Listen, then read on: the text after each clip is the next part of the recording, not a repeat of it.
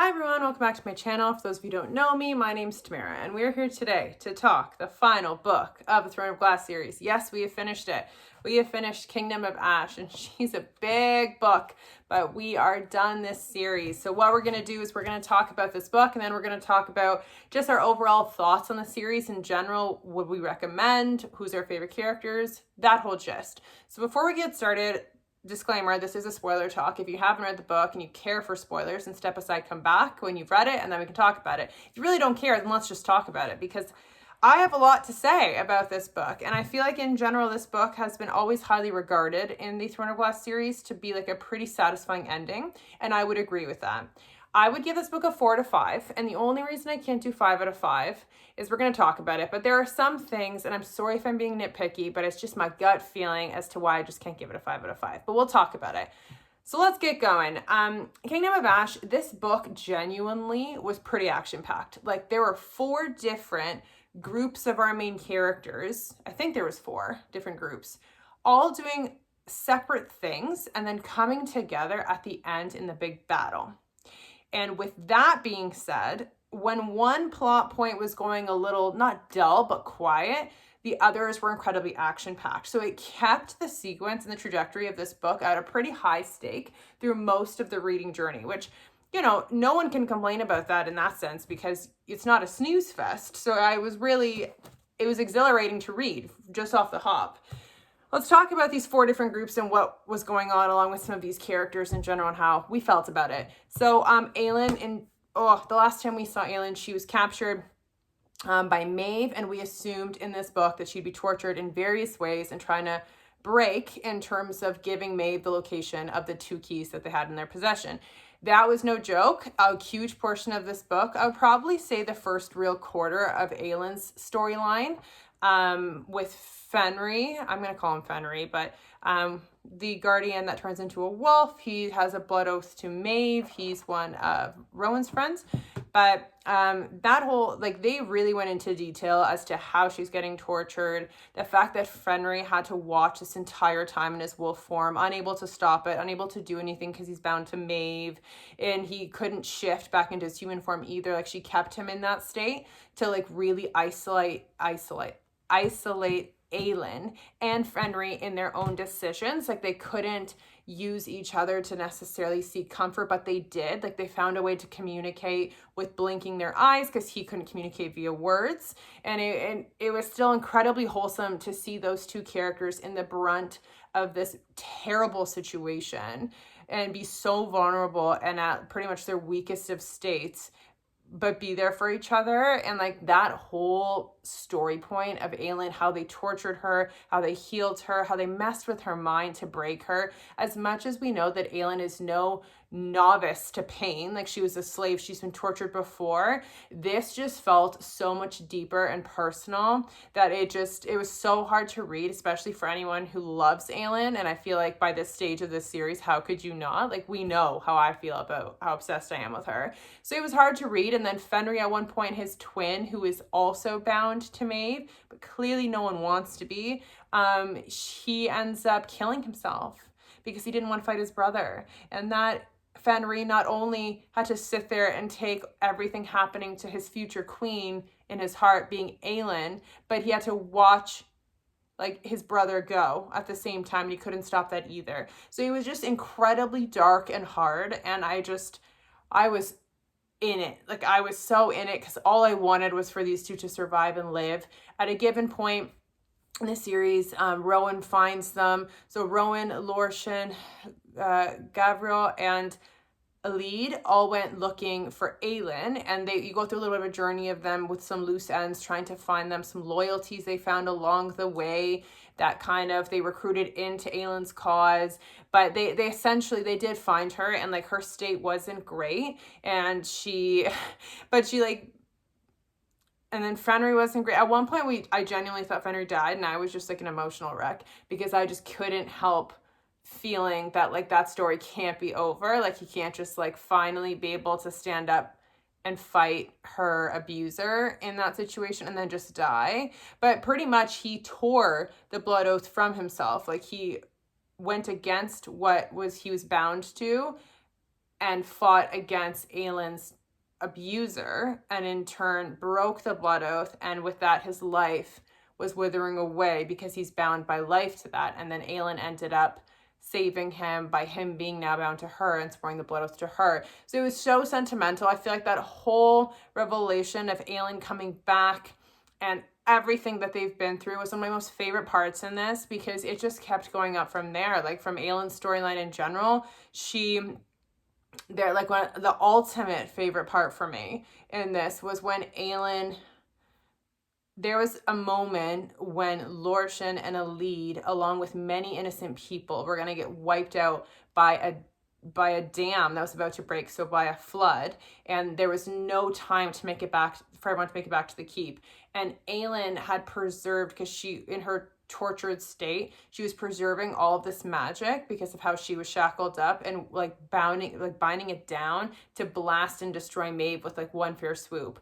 But instead of using it on her vengeance and harnessing her pain, she decided to use it to save all these innocent people, including Lorshan and Elide, from death by eradicating this huge wave that was about to swallow everyone up and turning it to mist. And she just let everything go. And it was one of the most selfless things for her character. And it was like, we know how much I love Aelin, but she just continues to inspire. And I couldn't be more impressed with her at this point. I don't think there's anything left of me to be impressed with, but that was my favorite scene actually of Aelin's throughout this entire book. I thought it was incredibly great. She had all these foreign allies that were also there at that given point in the book too, who saw what she can do, and they they saw that she was great at fighting and like combat without her magic, but then when she actually did something that huge, it just like instilled some undying loyalties everywhere. And her name being Aelin was just not a joke anymore. Like, people fully believed what she's capable of and the restraint that she has for such a young person. Yeah, whoa, Aelin. Other storylines in this, Aiden and Lysandra. So throughout most of the journey, I actually felt incredibly bad for them, because they were upholding this perception that Lysandra was Aelin, and they were losing. Every time we touched back on what they were doing, they were really losing against Morath's forces time and time again, barely making it out by the grace of their teeth, just wishing for help, hoping for help. So their story in general was really depressing.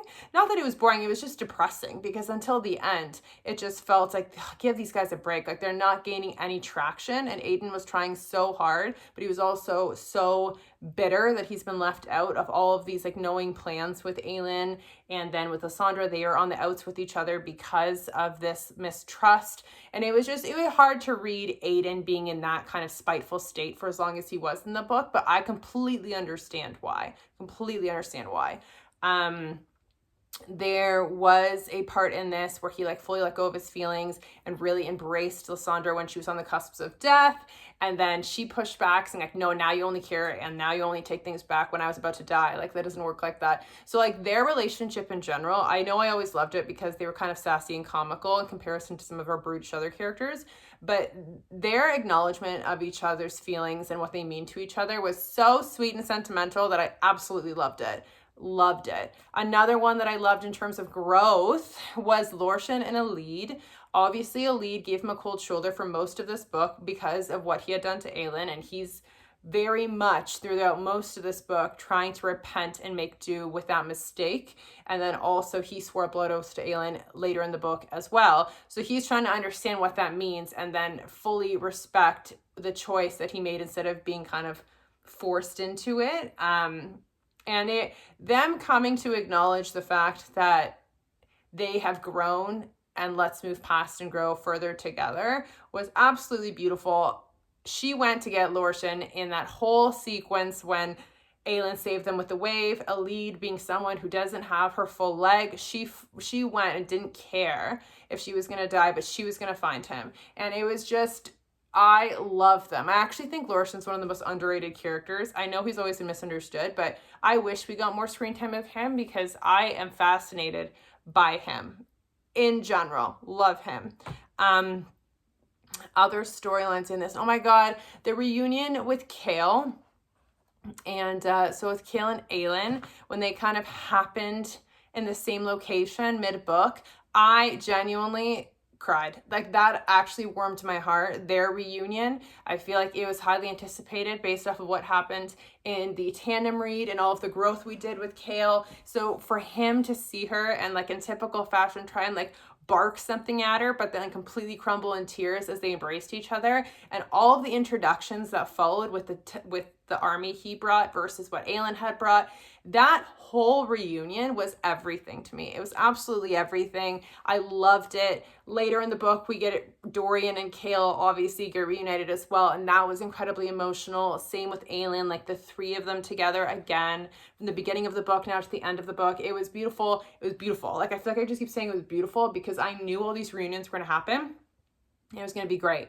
But the one reunion that I will say was a little bit of a buzzkill for me was Aidan's reunion with everybody, because they really touch on how much Aidan is struggling in this book. And, you know, he finds the worst parts of himself because he's at his like bitter end and feels like all hope is lost. And as much as everyone gets together at the end, and even when Manon and her crew, and we'll talk about Manon in a second, don't you worry, but even when they came, as much as he felt that relief, like, I just feel like his character didn't get the time of day to really elaborate further on his relief, on his emotion as he got reunited with Aelin, as he saw she was alive, as all of his friends came to. It was just like he was like meaning business and then let himself think later. But then they didn't touch on that as much later. So like for me, I was so excited for them to reunite with Aidan because I felt so bad for him through most of this book that they were always in this terrible state. But when it finally happened, I just kind of felt underwhelmed. I was like, well, this kind of sucks. This is a missed opportunity when they hyped this up as much as they did,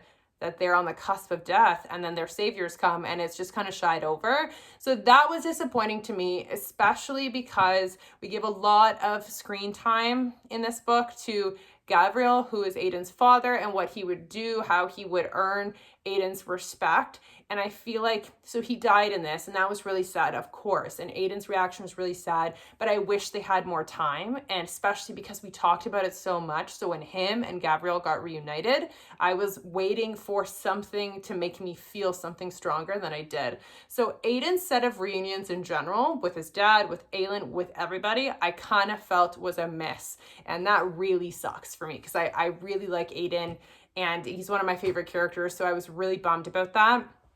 Now, Dorian and Manon, they were on their own quest to discover themselves and what they can do with like the royalty that they are technically bound to. So Manon, she faced off against her grandmother, against the other matrons. Like, she earned all of the respect of these other witches that she was trying to convince to stand by her and fight as one people instead of separate sections, when she had no right to ask this of anybody because she was responsible for killing that group so many times. So to earn that respect, the journey for Manon, I love it. I feel like I've loved Manon.